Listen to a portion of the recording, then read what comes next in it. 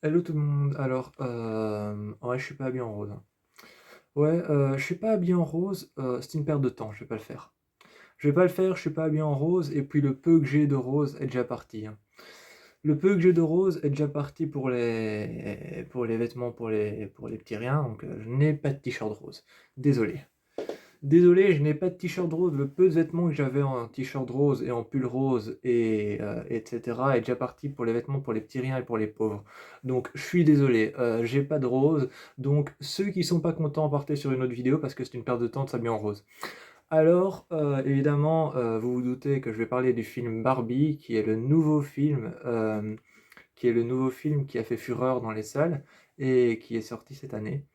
Je pensais que ça allait être un film uniquement centré sur la Barbie, donc sur l'objet, mais c'est pas du tout ça, c'est pas un film uniquement centré sur la Barbie et sur l'objet. Donc déjà, Barbie, ça parle de quoi? Bah, ça parle de Barbie et de Ken.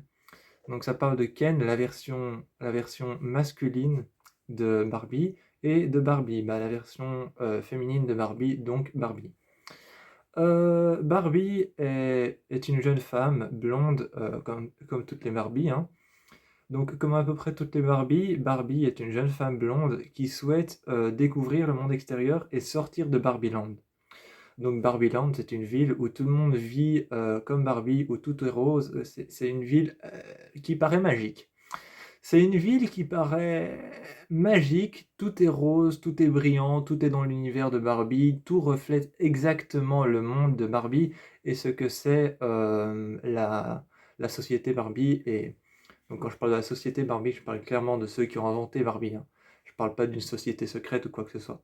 Donc ça reflète vraiment l'univers de la société Barbie qui a inventé la poupée Barbie. Donc Barbieland, c'est cet endroit, c'est l'endroit dans lequel vit Barbie, donc c'est l'endroit dans lequel elle vit, Barbieland, donc le pays des Barbies. Et Ken, lui, il vit dans un autre endroit dans lequel tous les Ken vivent, eux aussi, qui est une sorte de fraternité. C'est une sorte de fraternité dans laquelle tous les Ken vivent ensemble et ils sont tous différents, mais on va évidemment parler d'un seul Ken, c'est le Ken qui est interprété par Ryan Gosling. Évidemment, il y a plusieurs Barbie aussi, mais on va parler de qu'une seule Barbie, c'est la Barbie qui est interprétée par Margot Robbie. Donc on va parler d'une seule Barbie, c'est celle qui est interprétée par Margot Robbie, et d'un seul Ken, celui qui est interprété par Ryan Gosling. Parce que c'est eux qui sont les personnages principaux du film, et que, et que donc tout va tourner exclusivement autour d'eux.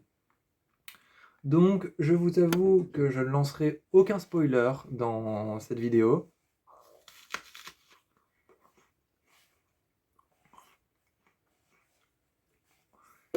Cette vidéo sera entièrement dédiée au film Barbie, évidemment je ne lancerai aucun spoiler.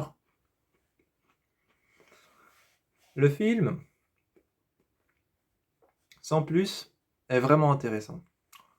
Le film, sans plus, il est vraiment intéressant parce que déjà on sent qu'il y a un vécu dans Barbieland. C'est vraiment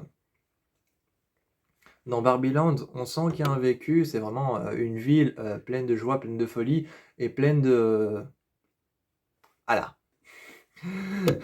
C'est plein de trucs un peu givrés, plein de trucs un peu Barbie. Donc Donc, on sent qu'il y a un vécu. La ville, elle est vraiment déjà bien. Ça donne vraiment envie d'aller vivre là-bas en plus.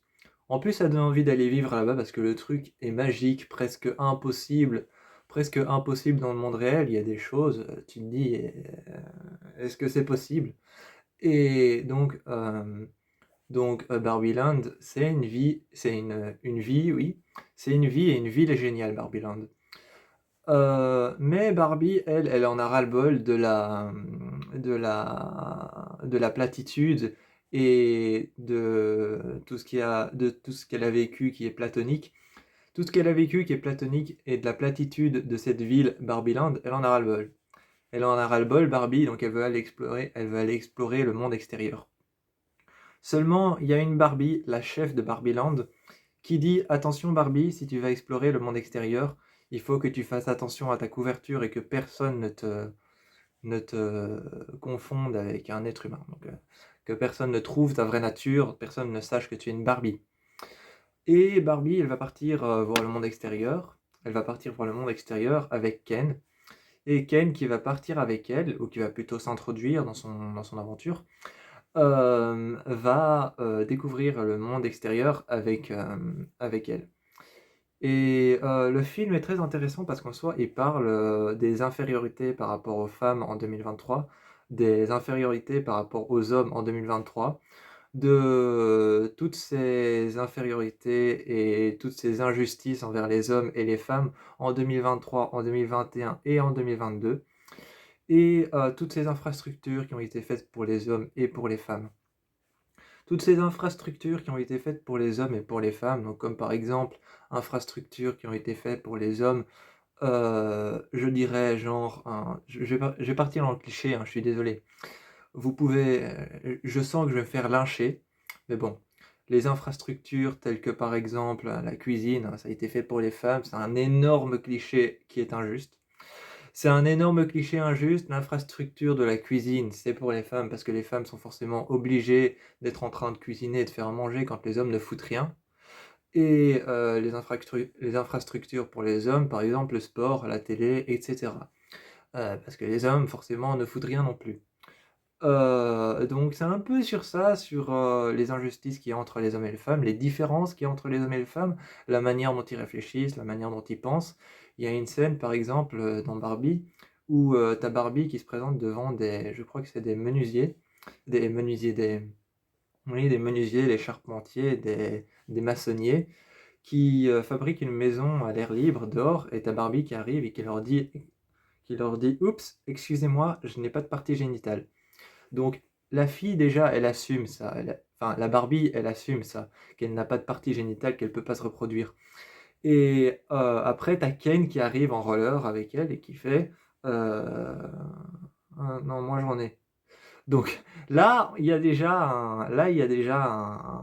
on retrouve déjà que l'homme veut garder sa virilité pour lui. Vraiment, il s'y accroche. Il s'y accroche tant bien que mal, il veut garder sa virilité pour lui. Et c'est toutes ces infrastructures, toutes ces choses qui ont été dédiées de manière cliché aux femmes, et toutes ces infrastructures qui ont été dédiées de manière cliché et de manière abusive, qui ont été dédiées pour les femmes, vont être retrouvées dans le film Barbie. Donc tout ce qui a été dédié de manière cliché et de manière abusive pour les femmes et pour les hommes, comme par exemple la cuisine pour les femmes, la télé ou le sport pour les hommes, tout ça va être retrouvé dans le film et va être montré. Dans le film, il y a un passage, dans le film Barbie, il y a un passage où Barbie et Ken se retrouvent dans un lycée. Il y a 4 Barbie. Il y a 4 Barbie enfin 4 filles assises à une table qui détestent Barbie, et Barbie pourtant n'a rien fait. Et c'est normal en fait parce que ces quatre filles sont la représentation des 4 Barbie, donc du quatuor de Barbie qui avait. Donc c'est la représentation du quatuor de Barbie qui était le rival de la société Barbie avant que la société Barbie n'explose. Avant que la société Barbie n'explose et ne fasse monter les marges de vente de poupées Barbie, il y avait une poupée d'un autre nom, je ne sais plus comment elle s'appelait, qui était en fait la toute première rivale de Barbie. Et c'est ces 4 filles parce que c'était un quatuor de poupées. Et elles étaient exactement comme dans le film. Elles étaient exactement comme dans le film. Il y en avait une noire, une black, avec des cheveux noirs. Il y avait une blanche avec des cheveux bruns. Et il y en avait une autre un peu plus typée avec des cheveux noirs. Et bref. Je sais plus trop comment elles étaient parce que le film est assez long, il dure 1h54, c'est presque 2 heures. Donc c'est un petit détail caché. Ensuite, il y a plein d'autres détails comme ça, comme par exemple, les playlists qui tournent dans le film en permanence. Les playlists qui tournent dans le film en permanence. euh, Dans le film Barbie, à un moment, ils se retrouvent tous dans une grande salle de danse rose où il y a une boule à facettes qui tourne et qui éclaire partout. Les Ken, ils sont sur les côtés et ils regardent les Barbie Il y a Ken, en tout cas le Ken interprété par Ryan Gosling, est sur le côté avec un autre Ken. Et les autres Ken et les Barbie dansent tous de manière circulaire sur cette piste de danse, dans cette salle de danse, et avec une chorégraphie respectée et respective à chaque Barbie et à chaque Ken. Et si vous écoutez bien la playlist, de chaque fois qu'il y a cette représentation chorégraphique respective et respective à chaque Ken et à chaque Barbie, la playlist a été faite par Avamax. La playlist a été faite par Avamax, par Dua Lipa et par d'autres artistes qui ont été payés et qui sont venus apporter leur aide au film. Parce qu'il faut savoir que les films parfois, comme par exemple dans le cas de No Time to Die, Mourir peut attendre, c'était Billie Eilish qui avait téléphoné au réalisateur de No Time to Die, de Mourir peut attendre.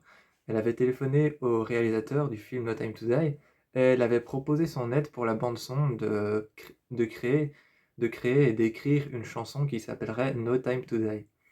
Donc ce qu'elle a fait, elle a apporté son aide au film et elle a écrit la chanson du film No Time to Die. Donc depuis, cette chanson a fait exploser depuis cette chanson de Billie Eilish et depuis No Time to Die, cette chanson a explosé. Eh bien, Avamax et Dua Lipa, Dua Lipa ont toutes les deux apporté leur aide à la bande son du film Barbie. Et quand vous écoutez bien, le film Barbie, je crois qu'il y a la chanson Love Again de Dua Lipa qui revient. Et donc il y a la chanson Love Again de Dua Lipa qui revient. Et de Avamax, il y a la chanson qu'elle a écrite pour Barbie, qui, je ne sais plus comment elle s'appelle, il faut aller voir sur Spotify. Vous mettez Spotify Movie Barbie Interprète et vous trouverez. Vous mettez sur Spotify, vous mettez Movie Barbie Film Interprète Song et vous trouverez la playlist qui a été faite par Avamax et Dua Lipa.